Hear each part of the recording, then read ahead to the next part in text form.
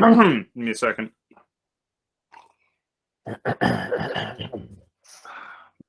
Welcome back. Thanks for tuning in. This is Ed2Shed, episode 20. Dominic Cruz taking on Cheeto Vera. I'm up $10 this week, Steve. I went 4-1. You went 3-2 last week. Yeah, I kind of figured that I was going to do not that great on the draft last week. I kind of faded myself a little bit on the gambling pick, so I made out okay there. Like I said, Dominic Cruz is fighting Marlon Cheeto Vera. I made $10 last week here on Ed2Shed.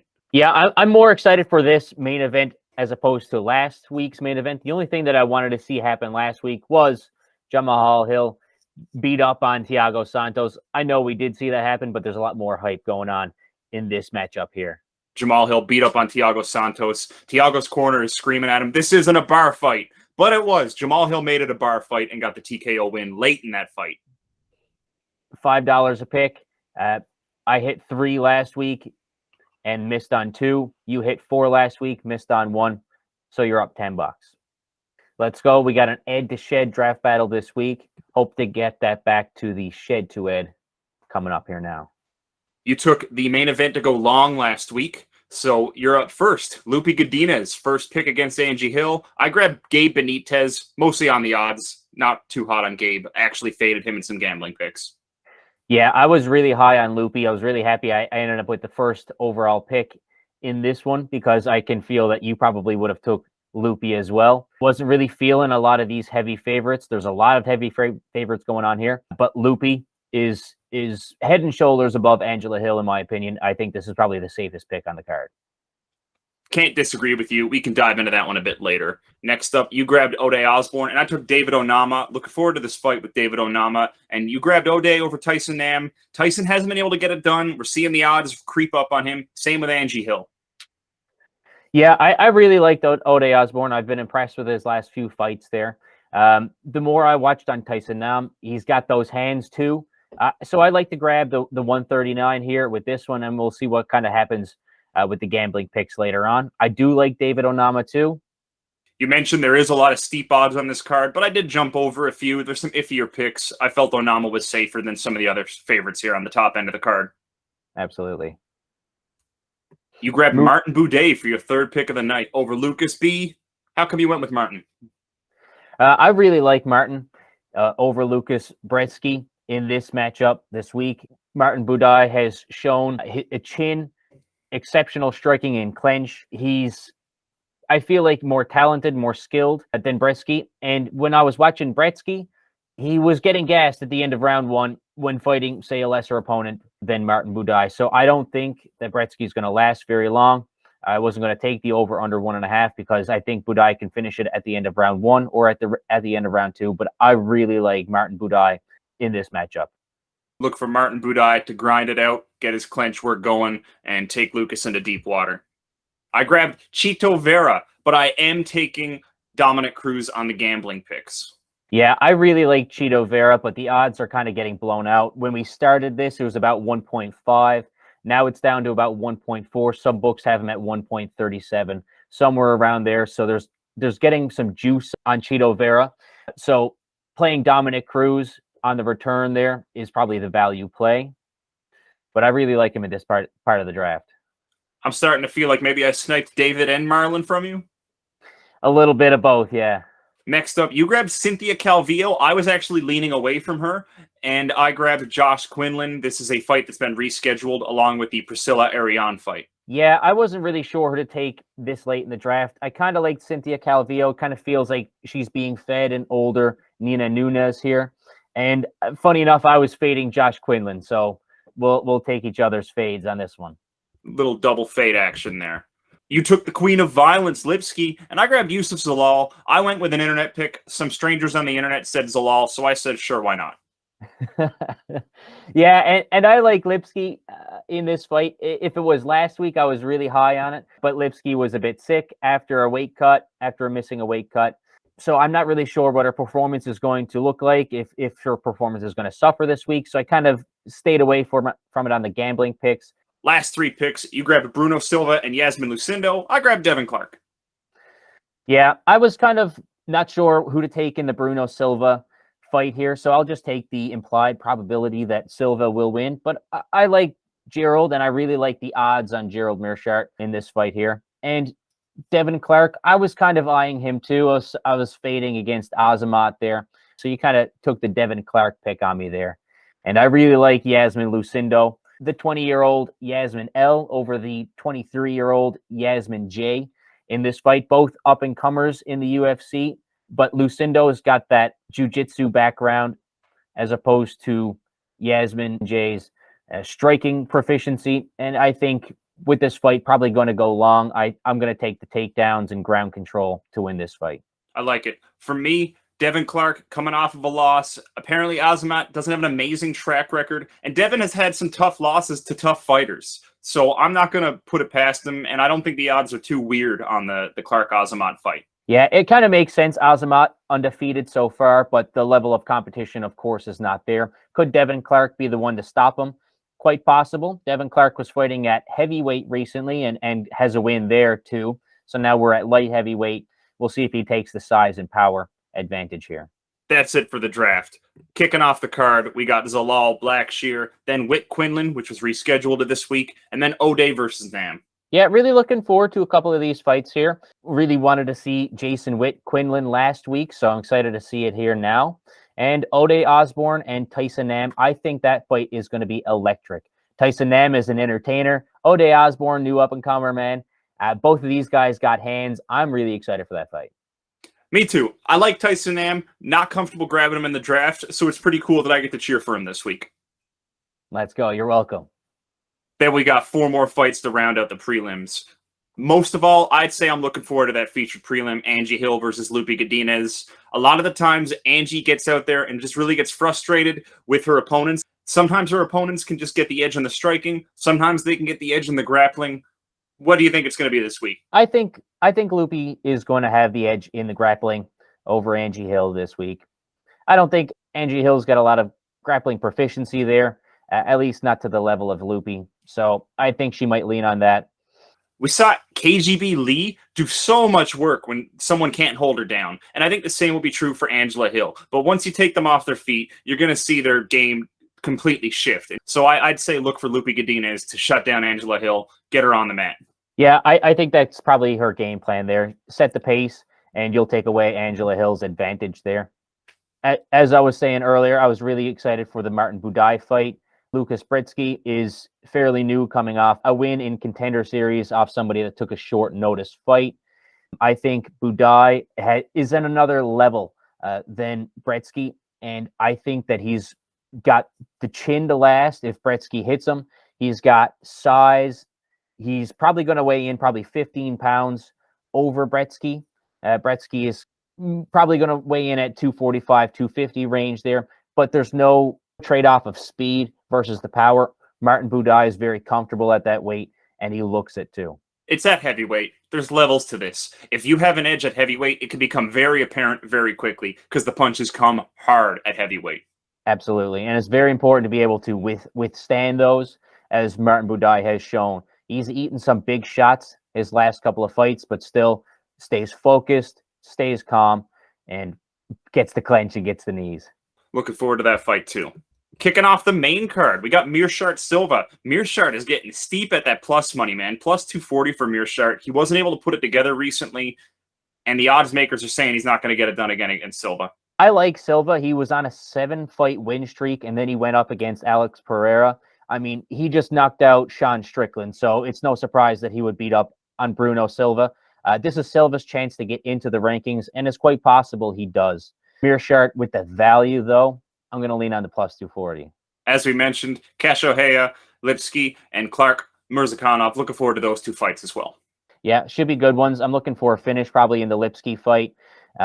Just with the questionable conditioning after the questionable weight cut, you see some fighters kind of get tired and wore out faster. Both of these fighters have been finished and have had finishes in the past 3 fights. So look for this one, hopefully to go under 2.5. We'll talk about that in a minute. Finally, the featured fights of the night. Yasmin, Onama Landwehr, and Vera Cruz. Yeah, I'm surprised to see the Yasmin on the main card here, but it should be a fun fight. Yasmin J has got a lot of striking power there. If she catches Lucindo with 1 or 2. She can really do some damage there and take advantage of that. But look for Lucindo to get some takedowns and try and work her way towards victory that way. Landwehr Onama, definitely a step up for David Onama. Landwehr, let me check his record as of late. Onama's 10-1, but the guy that he lost to the guy who lost to the guy that Nate Landwehr beat. So they're right around the same level there. David Onama lost to Mason Jones. Mason Jones lost to Ludwig Klein, and then Ludwig Klein lost to Nate Landwehr. So you can see they're right around the same level. They're right around that 30 to 50 rank featherweight fighter. So it's probably not as uneven as the odds would suggest here, but you might still see David Onama take it. I would definitely tend to agree with that. Landwehr is 2-2 in his last 4. I believe Onama's like 3-1 in his last 4. So a little bit of inconsistency. Let's see who gets it done this week. For sure. And what I'm really excited for is this main event here. Vera Cruz has got me pretty hyped up. Dominic Cruz puts on an electric fight, high volume kind of guy. Chito Vera sits back, kind of puts up a guard, scouts out the opponent, picks his shots for the first couple of rounds. We'll see if Vera's chin can hold up to Cruz's onslaught there. We'll see if Cruz can tire himself out, as is usually Chito's plan, but not sure how it'll play this time. A couple interesting points I want to make about this fight. You already mentioned it. Chito Vera does like to fight a bit patiently. Not sure if that's going to work to his advantage this week because Cruz likes to start a bit slowly. So we're going to see what happens with that. The other thing is Dom Cruz, I would definitely say, is more of a volume puncher, but Chito Vera can get it done while landing less strikes per round. I believe against Rob Font, he was outstruck in all 5 rounds, but won all 5 rounds. So we're going to see, this is definitely an interesting clash of styles between these two fighters. That's really why I'm hyped up for this fight. Yeah, Chito's got power in those hands, and he's patient and he's accurate. So he'll pick his shots. He ate 200 significant strikes against Rob Font, but you should have seen Rob Font after that fight. Oh, man. Oh, yeah, he was busted up pretty good. Now, the thing about Dominic Cruz is he's got this slick footwork, but it kind of doesn't work when he's being charged at. So let's see if Marlon Vera can make Dominic retreat and force him backwards, force him against the cage, and not let him do his little salsa dance moves that he likes to pull off. Yeah, it should be interesting to watch these guys' game plans and styles, see if Chito sits back or goes forward. You know, after he lands 1 or 2, he'll walk forward, but he'll kind of just give it up and let Cruz probably tire himself out. Look to do something in round 4 or 5, something like that. That's kind of how I picture it going out. But if neither of these guys gets finished, volume could do it. So I kind of like Cruz long a little bit here. Cruz long is an interesting play. I think Vera is also very dynamic in what he's going to do. If he sees the tone or the pace start to shift, I think he's going to be very receptive to his corner, receptive to his opponent, and he will be able to shift his style at will during this fight. Styles make fights, and I'm really looking forward to this one. True, and Chito can probably get it done at any point in time during this. He's electric and explosive. So let's see who gets it done, boy. This week, you got a few gambling picks. Where are they, Steven? Where are the gambling picks? Yeah. Hold on a second. There they are. There they are. Yeah. I see some hard leans on the favorites. We got 3 units on a -300 Loopy, 286 on a -286 Boudet, couple of unders and some plus money. This should be a fun slate of picks if you're trying to spice up your night and throw 11 units down on the fights this week. Yeah, we have 11 picks that just work out to be 11 units. Very top heavy, as you can see with those first 2 plays being basically half of my wager for the week. But I'm really confident in Loopy Godinez, and I'm really confident in Martin Boudet to both win their matchups. So I'm not worried about putting 3 units down on both of these fighters because I know that they'll pay out 1 unit each on profit. Besides that, Nam versus Osborne, I like that one to go under 2.5. I was surprised to see that it was under 2.5. I kind of thought it was going to be set to about 1.5, and I was going to kind of question it a bit.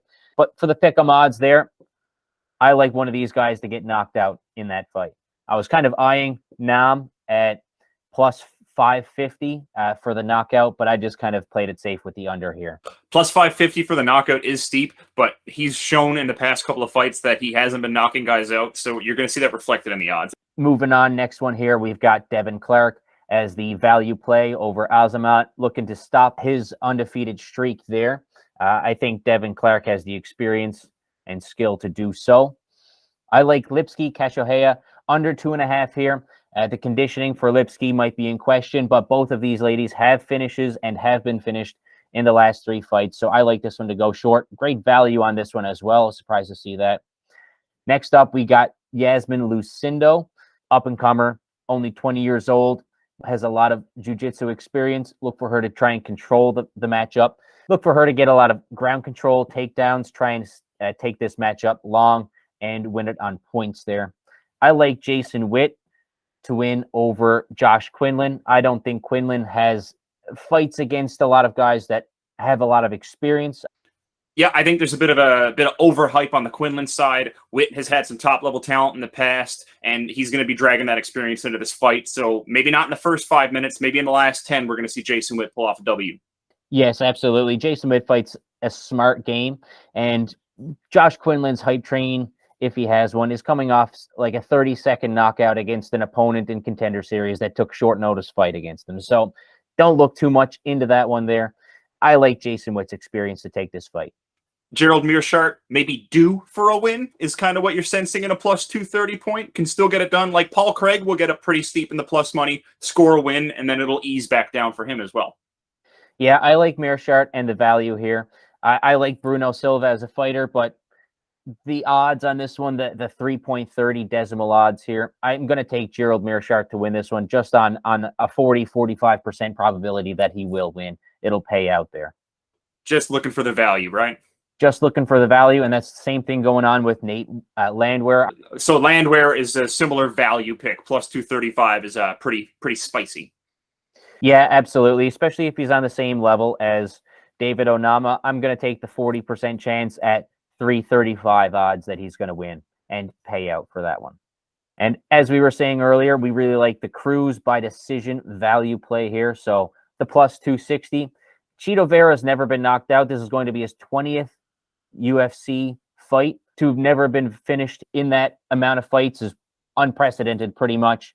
So if Cruz is going to win, it's going to be by volume and it's going to be long. So I'm going to take the value play on Cruz by decision here. Cruz is at plus 200, but I think his method of victory is by decision. So then you get plus 260. You get an extra half unit if you take him by what we both believe is going to be his method to victory. Yeah, for sure. And it is possible that maybe Cruz is the one to break the chin. Maybe he's one to break the streak, but I'm going to take the odds that it's not going to be him. I think Cruz is a volume puncher, not a power puncher. That's true. So there we have it, 11 units on 11 plays to hopefully profit 11 units. There's a reason we do the gambling picks the way that we do them. We're trying to turn out some profit, eke out a couple of units. We hope you play along at home.